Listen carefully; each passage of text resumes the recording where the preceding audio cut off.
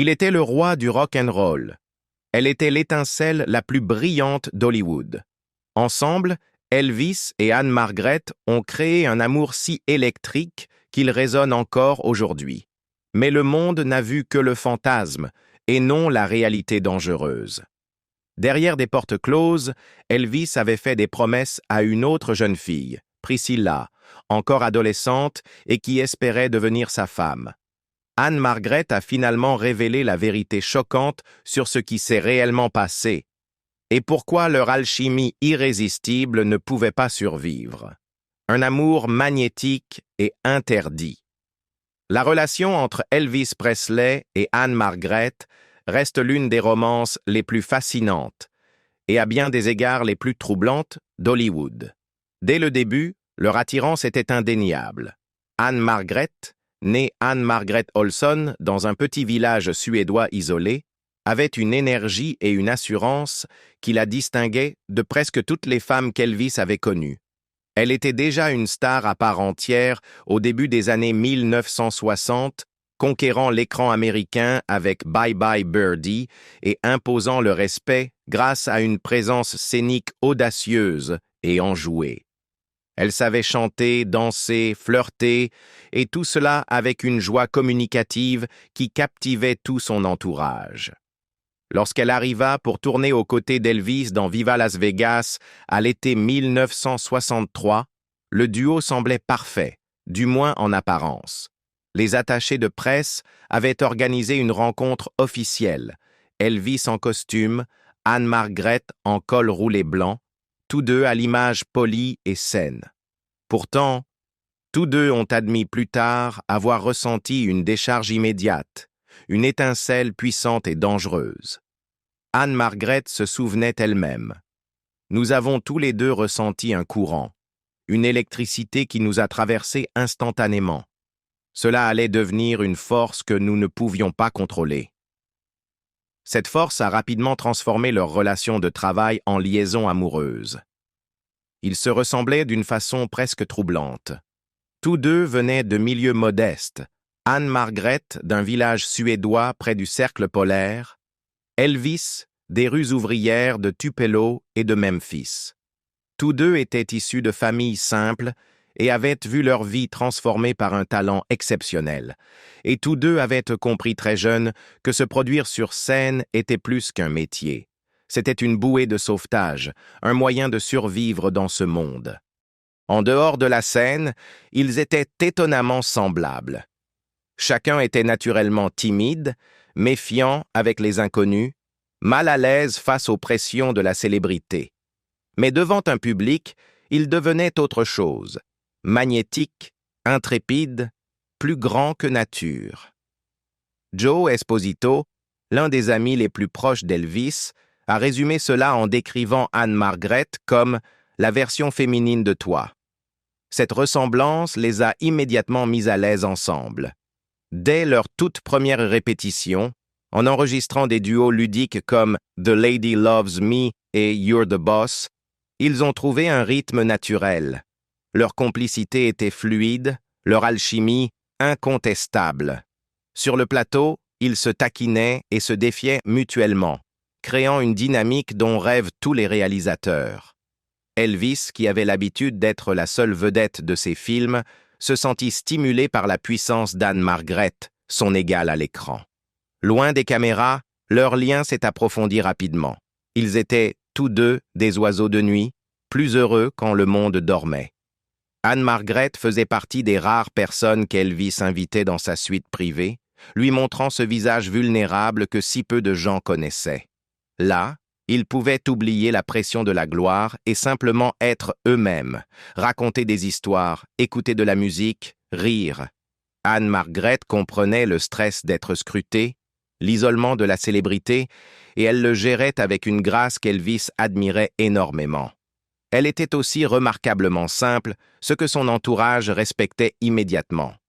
La Memphis Mafia, connue pour protéger Elvis avec férocité, appréciait Anne-Margret. Elle savait plaisanter avec eux sans crainte, tenir tête dans leur univers rude et ne jouait jamais les divas. Alan Fortas, l'un des amis d'Elvis, a un jour taquiné Anne-Margret sur une tenue provocante en lui disant « Est-ce que tu pourrais faire 4 fois le tour du pâté de maison et ensuite me prêter ton pantalon ?» Et au lieu de s'offusquer, elle a éclaté de rire avec Elvis. Cet esprit décontracté a conquis tout l'entourage du King. Ce qui rendait Anne-Margret si parfaite pour Elvis, ce n'était pas seulement son statut de star, mais son énergie joyeuse et passionnée. Elle prenait des risques, faisait de la moto, dansait sans retenue, n'avait pas peur des projecteurs, mais n'en était pas dépendante non plus. Elvis était attiré par cette indépendance. En Anne-Margret, il ne voyait pas quelqu'un qui avait besoin de lui pour se soutenir, mais une égale, une femme dont la confiance en elle lui donnait un sentiment de liberté. Ensemble, ils pouvaient partir en balade sur sa Harley, échapper à la foule des hôtels et disparaître dans les rues de Los Angeles. Un soir resté célèbre, ils sont tombés en panne d'essence près de Venice et Overland et se sont rendus compte qu'aucun des deux n'avait d'argent liquide. Plutôt que de paniquer, ils ont ri et ont signé des autographes aux pompistes en échange d'un plein. Dans ces moments-là, leur monde était simple, pur, libéré de la célébrité. Leur lien était une force qui paraissait inarrêtable, la fusion de deux esprits qui semblaient s'être attendus toute leur vie. Leur entourage l'avait remarqué. Même les journalistes commençaient à soupçonner qu'il ne s'agissait pas d'une simple romance de promotion hollywoodienne. L'énergie entre eux était trop vraie, trop vibrante, trop sincère pour être feinte. Un amour qui était condamné dès le premier jour.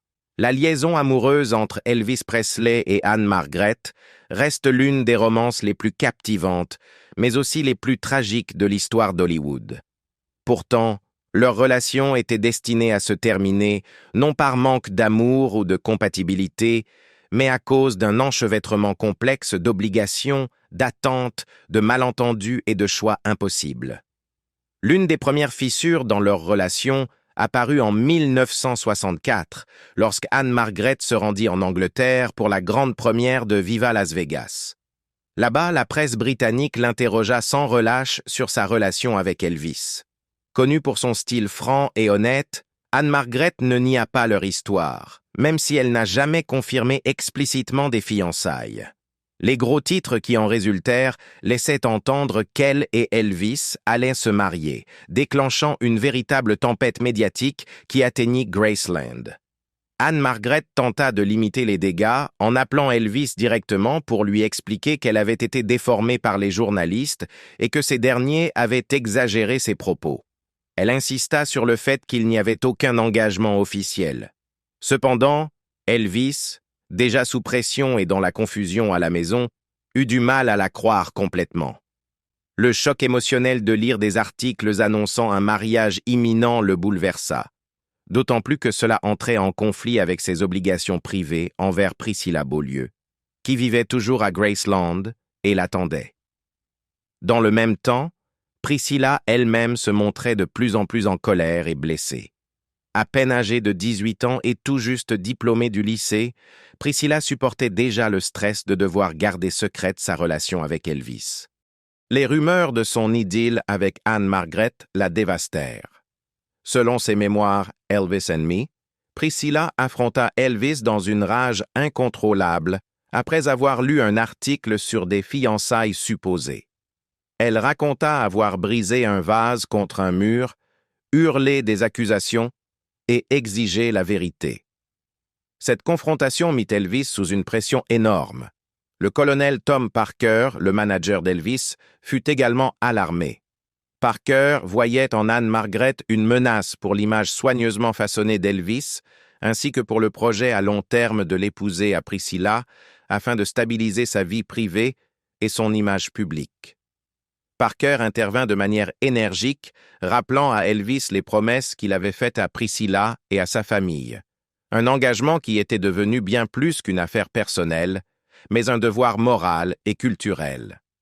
Elvis se retrouva face à un choix douloureux et inévitable. Certains membres de son cercle rapproché, connus sous le nom de la Memphis Mafia, pensaient qu'il aurait pu choisir Anne-Margret si elle avait été prête à abandonner sa carrière pour entrer pleinement dans son univers. Mais Anne-Margret jeune étoile montante talentueuse, n'était pas disposée à renoncer à tout ce qu'elle avait construit. Abandonner son indépendance et ses rêves professionnels pour Elvis représentait un prix trop élevé, même par amour. En conséquence, leur relation commença à s'effondrer sous les pressions extérieures. Elvis cessa brutalement d'appeler Anne-Margret et refusa de répondre à ses messages. Elle lui envoya un télégramme avec le titre d'une de ses chansons, « Je ne comprends pas », mais ne reçut aucune réponse. Un jour, croisant des membres de l'entourage d'Elvis sur Sunset Boulevard, elle leur demanda ce qui n'allait pas, mais on lui répondit vaguement « C'est juste Elvis ».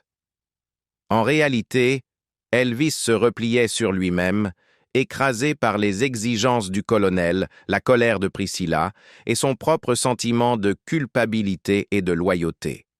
Symboliquement, leur plus proche approche d'un mariage eut lieu sur le tournage lors de la scène finale de Viva Las Vegas filmée à la Little Church of the West à Las Vegas. Entourés de caméras, ils mirent en scène un mariage fictif qui pour eux, pour Priscilla et pour des millions de fans, paraissait étrangement réel. Mais ce n'était qu'une illusion. Après leur rupture, Elvis et Anne-Margret continuèrent à éprouver beaucoup d'affection l'un pour l'autre. Ils s'échangèrent des cadeaux, se soutinrent mutuellement dans leurs spectacles et maintinrent une chaleureuse amitié. Lorsqu'Elvis fit son grand retour triomphal à l'International Hotel de Las Vegas en 1969, Anne-Margret était dans le public, l'encourageant. En retour, Elvis continua à lui envoyer de magnifiques arrangements floraux en forme de guitare pour les débuts de ses propres spectacles à Las Vegas. Un geste qui toucha profondément Anne-Margret. Anne-Margret écrivit plus tard, dans ses mémoires publiées en 1994, que leur lien était unique et irremplaçable. Elle décrivit Elvis comme une âme sœur, un homme qui partageait son sens du spectacle, de la musique et même sa timidité hors scène. C'était une sensation étrange, gênante, drôle, inspirante et merveilleuse, expliqua-t-elle. Leur alchimie était indéniable, mais ils savaient aussi, dès le début, que leur amour était impossible à concrétiser pleinement. Elvis avait fait une promesse à Priscilla, et dans son esprit, la trahir était impensable, malgré toute l'affection qu'il portait à Anne-Margret. La jalousie, les malentendus et la pression du public jouèrent également un rôle dans leur séparation. Lorsque les rumeurs de fiançailles se répandirent, Priscilla fut furieuse, disant à Elvis, selon Elvis and Me, « Je la déteste. Pourquoi elle ne reste pas en Suède, là où est sa place ?» La réponse sèche d'Elvis traduisait sa propre frustration face à la jalousie de Priscilla. « Je veux une femme qui comprenne que ce genre de choses peut arriver. Est-ce que tu seras cette femme ou non ?» Priscilla refusa de l'accepter et le conflit s'intensifia. Finalement, Elvis et Priscilla se marièrent en mai 1967, après des années de pression de sa famille et du colonel Parker. Anne-Margret poursuivit elle aussi sa route, épousant l'acteur Roger Smith seulement quelques jours après le mariage d'Elvis. Pourtant, leur amour ne mourut jamais complètement. Anne-Margret se souvenait que, 2 mois seulement après que tous deux se furent mariés avec d'autres, Elvis lui rendit visite en coulisses à Las Vegas, s'agenouilla et lui réaffirma combien il tenait encore à elle. En décembre 1972, 5 ans après la fin de leur brève romance, Elvis recontacta Anne-Margret alors qu'elle se produisait à Las Vegas. Il lui confia à quel point il se sentait seul et combien il tenait toujours à elle, mais elle refusa doucement de le voir, lui rappelant que leurs chemins avaient définitivement divergé. Malgré cela, ils conservèrent un profond respect et une véritable affection l'un pour l'autre jusqu'à la mort d'Elvis. Lorsque Anne-Margret assista à ses funérailles à Memphis en 1977, même Priscilla reconnut la sincérité de sa peine. Priscilla écrivit qu'elle avait senti la compassion d'Anne-Margret comme authentique et qu'à cet instant, elle partageait la même compréhension de ce qu'Elvis avait représenté pour elles deux. Un chagrin qui ne l'a jamais quittée. Lorsqu'Elvis Presley est mort le 16 août 1977, Le monde entier a pleuré la perte du roi du rock and roll. Pourtant, pour Anne-Margret, sa mort fut un coup bien plus profond, bien plus personnel. Ce soir-là, le 15 août 1977, alors qu'elle donnait 2 spectacles à Las Vegas, Anne-Margret se sentit mal à l'aise. Quelque chose n'allait pas, sans qu'elle puisse l'expliquer. Pas de fleurs, pas de télégramme, pas de message, se souvenait-elle dans ses mémoires publiées en 1994, My Story. Elle essaya de chasser cette angoisse, mais au fond d'elle, elle sentait qu'un drame se préparait.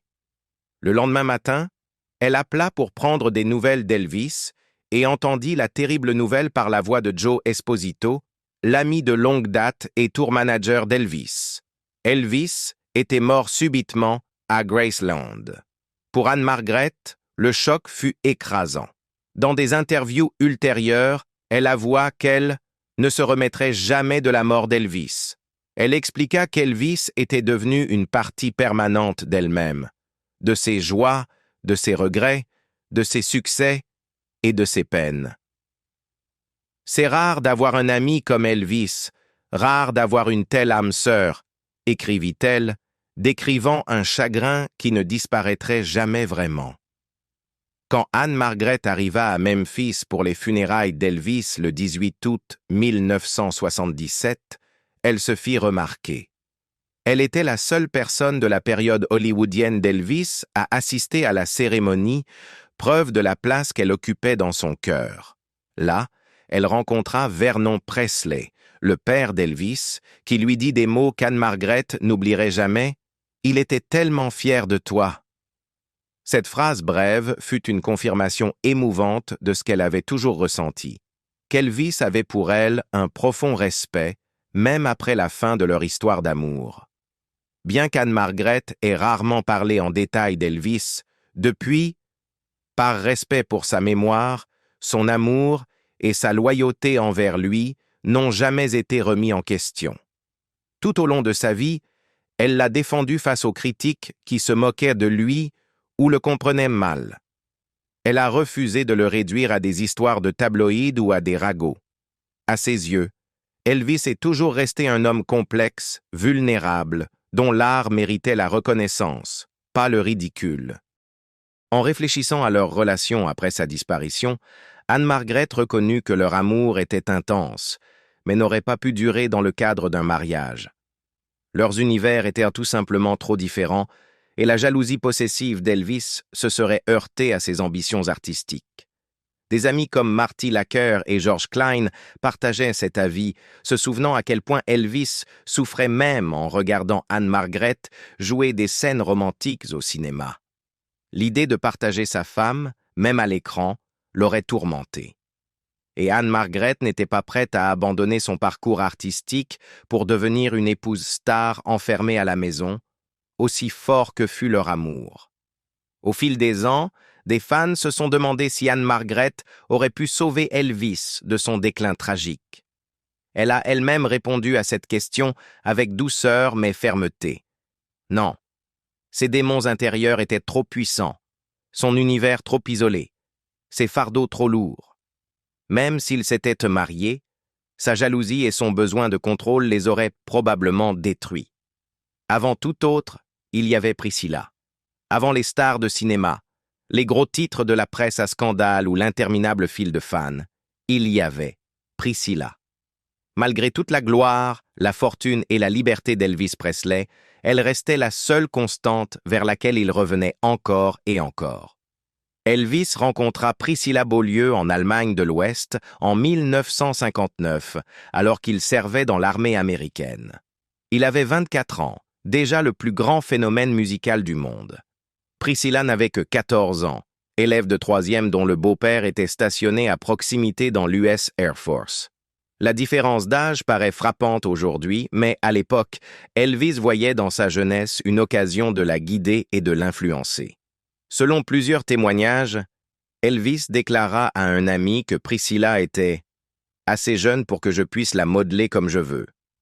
Ses parents étaient naturellement inquiets.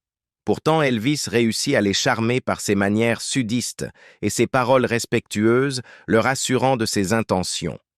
Il vanta la maturité de Priscilla, les convainquit de sa sincérité et promit de se conduire de façon responsable. Peu à peu, les beaux lieux cédèrent, autorisant leur adolescente à passer du temps avec la superstar mondiale. Leur première rencontre tournait autour de la musique et de longues discussions. Elvis chantait pour Priscilla, notamment des chansons comme « Are You Lonesome Tonight ?» pour l'impressionner et la rassurer. Une partie de l'attrait de Priscilla pour Elvis venait de la ressemblance qu'il trouvait avec sa propre mère, Gladys Presley, décédée l'année précédente.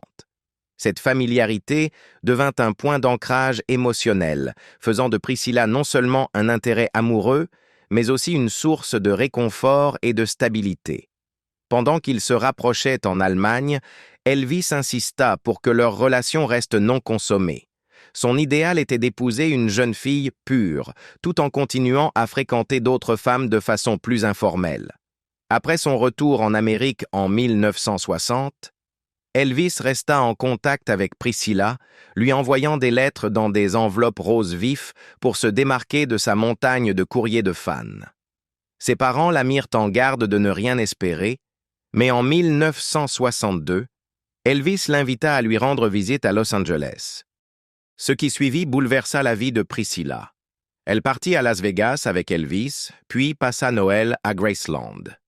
Il lui demanda de venir s'installer définitivement aux États-Unis pour terminer le lycée à Memphis. D'abord réticents, ses parents finirent par accepter après qu'il leur eut garanti qu'elle vivrait chez son père et sa belle-mère et promis un mariage à l'avenir. Priscilla s'immergea alors totalement dans l'univers d'Elvis. Elvis prit le contrôle de presque tous les aspects de l'image de Priscilla. Il lui demanda de teindre ses cheveux bruns en noir, de les coiffer en pompadour haut comme lui et de porter un maquillage spectaculaire. « J'étais la poupée vivante d'Elvis », avouerait plus tard Priscilla. Elle modifia son apparence, ses habitudes et même sa routine quotidienne pour s'adapter à lui.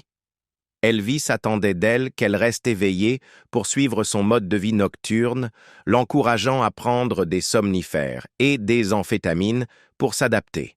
Pour Priscilla, le prix à payer pour être la compagne d'Elvis était une adaptation totale. Leur relation resta physiquement limitée malgré leur proximité, en partie à cause de la vision complexe d'Elvis sur la pureté. Parallèlement, il entretenait d'autres romances avec des partenaires de cinéma et des admiratrices. En 1966, le colonel Tom Parker, le puissant manager d'Elvis, commença à s'inquiéter de l'image d'une jeune fille non mariée vivant à Graceland.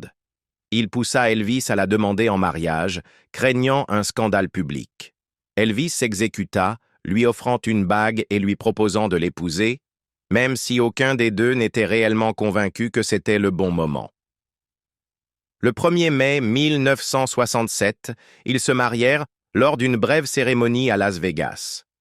Priscilla avait presque 22 ans, Elvis en avait 32. Leur nuit de noces fut la première fois où ils devinrent véritablement intimes. Peu après, Priscilla tomba enceinte de leur unique enfant, Lisa Marie Presley, née en février 1968. Un instant, leur nouvelle vie de famille sembla prometteuse. Mais les fissures apparurent rapidement. Elvis craignait l'impact de la paternité sur sa carrière et se referma sur lui-même. Priscilla, qui avait accepté de se façonner selon la vision d'Elvis, commença à redécouvrir son indépendance. Elle prit des cours de karaté, se forma de nouveaux cercles sociaux et eut même une liaison avec son professeur, Mike Stone. En 1972, Priscilla annonça à Elvis qu'elle le quittait. Bien qu'anéanti, Elvis accepta son choix. Leur divorce fut finalisé en 1973 après 6 ans de mariage sans amertume publique. Quand tout fut terminé, Elvis lui chanta une chanson dans la salle d'audience. En pleurs, il lui dit « Tu resteras toujours l'amour de ma vie ». Priscilla écrivit plus tard ses mémoires, Elvis and Me, qui offraient un regard sans fard sur leurs années passées ensemble. Elle y reconnaissait la profondeur de leur lien, mais décrivait aussi combien il était devenu étouffant.